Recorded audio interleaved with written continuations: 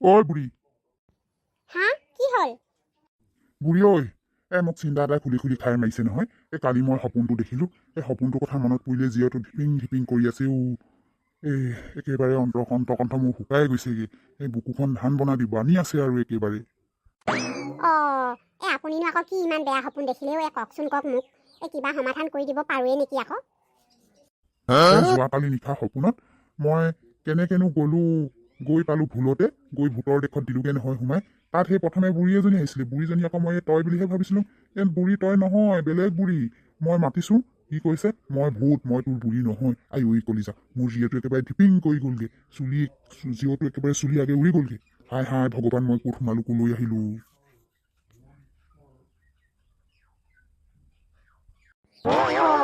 তাৰপাছত আৰু কি হ'ল? তাৰ পাছতে আকৌ আহিলে নহয় এটা ভূত। অকল মাথাটোহে আছে, গাডোখৰ নাই। যিহে বিকট আকৃতিৰ, মোৰ ইমান ভয় লাগিলে নহয়। ভগৱান ঈশ্বৰ, মোৰ একেবাৰে বুকুখন ধিপিং ধিপিং একদম ধান বনা দি বানি আছে। ইমান ভয় লাগিছে। ভূতটোৱে কৈছে, আই মানুহ, আই বুঢ়া, তই ক'ত যাৱ? তই ভূতৰ দেশলৈ আহিলি। মই বোলো ভূত ককাই, মই ভুলতে আহি পালো, মই যাওঁগে, মোৰ ৰাস্তাটো দেখুৱাই দিয়ক। তাৰ পাছতে আকৌ এটা আহিলে নহয় ভূত। সেইটোৱে এইটো ধৰ মাৰ লৈ যাওঁ। এই বুঢ়াটোক গৰম তেল কৰি থৈছো, উতলাই আছো গৰম তেল। এই গৰম তেলত দি খাব লাগিব, সেই তেনেকে কৈছে। তাৰ পাছতে মোৰ ইমান দুখ লাগিছে। ভূত ককাই, তহঁতে মোক খালে, মোৰ বুঢ়ীজনী বোলো আধা বাটতে মাৰি হ'ল আৰু। বুঢ়ীজনী কেনেকে থাকিব, সেই তেনেকে কৈছো আৰু। তাৰ পাছতে মোৰ আকৌ এই হাগিব লাগি আছিলে নহয়। তেতিয়া মই ক'লো আৰু উপায় নাইকিয়াত, ভূত ককাই মোক খাব হয়, মোৰ যে হাগিব লাগু কৰি আছে। মোক আপোনালোকে খাবলৈ হ'লে মই হাগিয়ে পাম, তেলত দিলে মোৰ গু ওলাই যাব। আপোনালোকে মানুহে গুহে একেলগে খাবলৈ পাব। তেতিয়া সেই কোলা ভূতটোৱে সেইটোৱে মোক দম দি কৈছে, আই বুঢ়া, হাগুৰা বুঢ়া, হাগিয়াকে যা হেৰিয়াত। তেতিয়া গ'লো আৰু। তেতিয়া ইমান চেষ্টা কৰিছো কেনেবাকে পলাব পাৰো নেকি, নাই নোৱাৰিলো পলাব। বৰ ভয় লগা সপোন দেই। তাৰ পাছতে হাগি আহি মই জেগাত উপস্থিত হলো এই ভূতকেইটাৰ সন্মুখত। তেতিয়া এটা ভূতে কৈছে, লৈ যা সোনকালে গৰম তেলত দে, খাব লাগিব আজি। মানুহৰ মাংস বহুত দিন নাই খোৱা।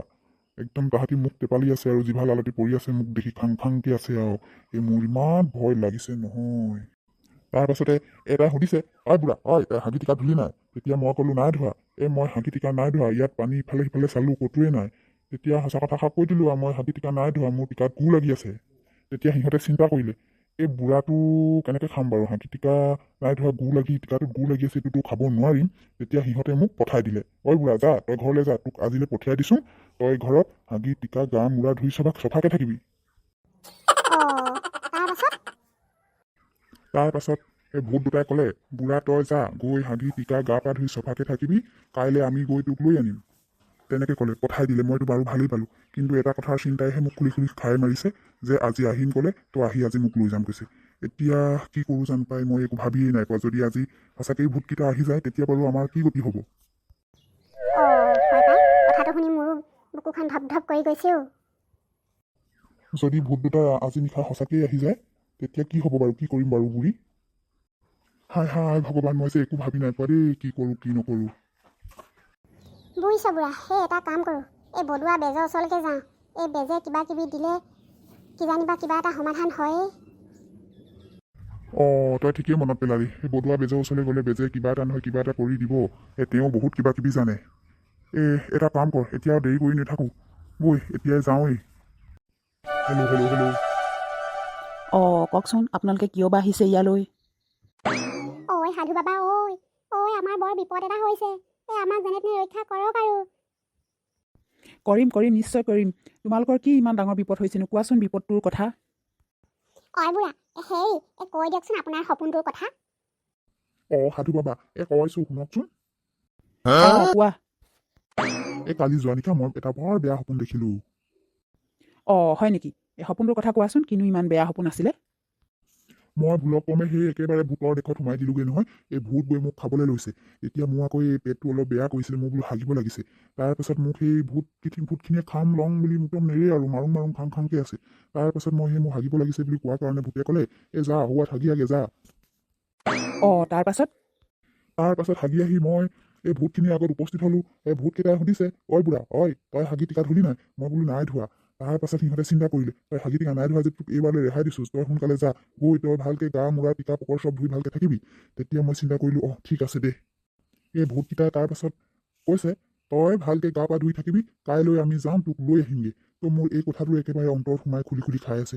তো আজি যদি ভূতকেইটা যদি সঁচাকেই আহি যায়, মোক ৰাতিয়ে লৈ যায়, তেতিয়া বাৰু কি হ'ব বাৰু? মই সেয়েহে আপোনাৰ ওচৰলৈ দৌৰি আহিছোঁ, মোক বোলো কিবা বিধান দিয়ে নেকি? যদি সঁচাকেই ভূতখিনি আহি মোক ৰাতিয়ে লৈ যায়, মোৰ এই বুঢ়ীজনীৰ বিলাই কি হ'ব বাৰু? তোমালোকে অলপ ধৈৰ্য ধৰা, মই তপস্যা কৰি চাওঁ আচলতে কি আছিল কাহিনীটো। ওম নমঃ শিৱায়, ওম ভম ভৱ শিৱায়। অঁ, তোমাৰ বিপদ আহি আছে। কথা বিষম, আজি নিশা ভূতকেইটা আহিবই তোমাক নিবলৈ।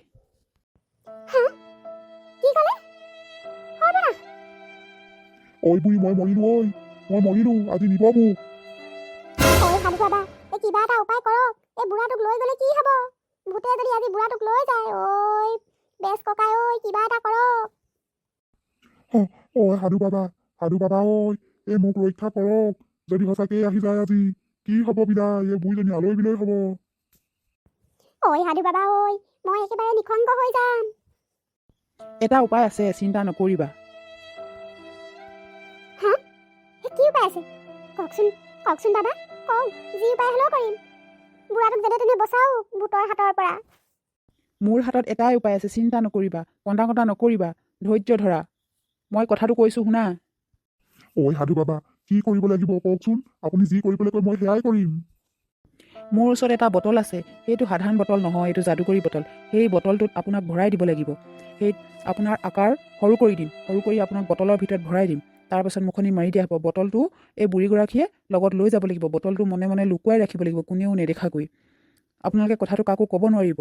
বটলৰ ভিতৰত ভৰাই থৈ দিলে ভূতেই আহক বা যিয়েই আহক, কোনেও আপোনাৰ গাত টাচ কৰিব নোৱাৰিব। আপুনি নিশ্চিন্ত মনে থাকিব পাৰিব। আপোনাক কোনেও ধৰি নিব নোৱাৰিব। সাধু বাবা, সেয়াই কৰি দিয়ক। ভম ভৱ শিৱায়। ফুহ, এইটো বটল দেখিলেনে? অঁ ককাই দেখিছোঁ। এতিয়া আপোনাৰ আকাৰটো সৰু কৰিব লাগিব। আপুনি বটলৰ ভিতৰত সোমাই থাকিব লাগিব। ফু ফুহ, ওম ভম ভৱ বিবম।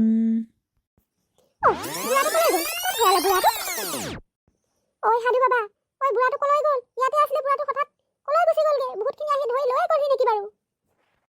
এইটো এইফালে চোৱা, এইটো। কোনটো? সাধু বাবা, বুঢ়া ক'ত? বুঢ়াটো হঠাৎ ক'ত হেৰালে? মই নাই দেখা। মই ইয়াতে আছোঁ, মোক নাই দেখা নেকি? মোক দেখা নাই, সৰু কৰি পেলালে সাধু বাবাই। ঐ বুঢ়া, তই ক'ত আছ? মই নাই দেখাতো। ৰাণী বুঢ়ী, মই তোৰ ওচৰতে আছোঁ, তই নাই দেখা? দেখা নাই মোৰ আকাৰ নিচেই সৰু, মোক পৰুৱাজনী সমান কৰি দিলে। বুঢ়ীগৰাকী, এইজন চাই লোৱা, মোৰ হাততে আছে, মোৰ হাতৰ মুঠিতে আছে। সাধু বাবা, আপোনাৰ হাতত? ক'তা? মই দেখোন চকুৰে মনিয়ে পৰা নাই। মোৰ চকু দুটা অলপ বেয়া হৈছে, ভালদৰে মনিবই নোৱাৰো। মই বুঢ়াটোক বটলৰ ভিতৰত ভৰাই মুখখন মাৰি দিছোঁ। তই বটলটো একেবাৰে গোপনে ৰাখিবি, হা? কাকো নকবি কথাটো। তোৰ বুঢ়াটো ধুনীয়াকৈ জীয়াই থাকিব বটলৰ ভিতৰত, আৰু বাহিৰত থাকিলে কিন্তু ভূতে লৈ যাব তোক। বুঢ়ী, এয়া তোৰ বুঢ়া বটলৰ ভিতৰত ভৰাই দিলোঁ। ইয়াত একেবাৰে নিশ্চিন্ত মনে জীয়াই থাকিব পাৰিব। এইটো বটল লৈ যোৱা। সাধু বাবা, মোৰ বুঢ়াটো সঁচাকৈ বটলৰ ভিতৰত আছেতো। মোৰ যে বৰ ভয় লাগিছে। বুঢ়ী, আছোঁ, মই বটলৰ ভিতৰত সোমাই আছোঁ, তই চিন্তা নকৰিবি। আজিৰ পৰা মই তাৰমানে এই বুঢ়াটো বুলি বটলটোকে ধৰি থাকিব লাগিব। সাধু বাবা, তেনেহ'লে মই গৈ থাকোঁ। ঠিক আছে, যোৱা। হাই, আজিৰ পৰা মই বুঢ়া বুলি বটলটোকে ধৰি থাকিব লাগিব। তেন্তে সকল আজিলৈ ভিডিঅ'টো ইমানতে সমাপ্ত কৰোঁ। আমাৰ ভিডিঅ'টো যদি ভাল লাগিছে তেন্তে ছাবস্ক্ৰাইব কৰি ল'ব, লাইক কৰিব, কমেণ্ট কৰিব। আজিলৈ আহোঁ, বাই বাই।